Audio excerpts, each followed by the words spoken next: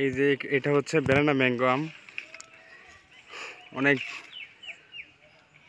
কিছুর পর এই দুইটা আম বেঁচে রইল, কারণ এখানে খুবই চুরি হয়েছে, যার কারণে আমগুলো আর থাকেনি। ব্যানানা ম্যাঙ্গোতে দুইটি আছে। আর এইখানে আল্লাহর রহমতে এত কিছুর পরেও একটি হাড়িভাঙ্গা আম আছে। মানুষ যদি চুরি না করতো তাহলে আমার বিশ্বাস আমি এই বাগানে অনেক লাভবান হতে পারতাম। এর ফলন দিয়ে কিছুটা বাধা, ওই যে ওইখানে একটা আম, প্রায় 12টা আম অবশিষ্ট আছে এখনো,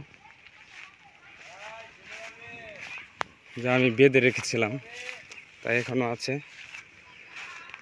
আলহামদুলিল্লাহ, যাই পেয়েছি তাতে আলহামদুলিল্লাহ। মানুষের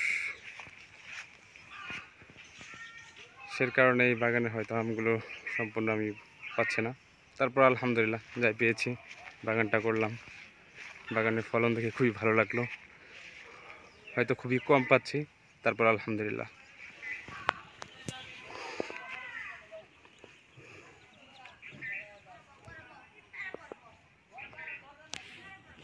আলহামদুলিল্লাহ, কত সুন্দর আম।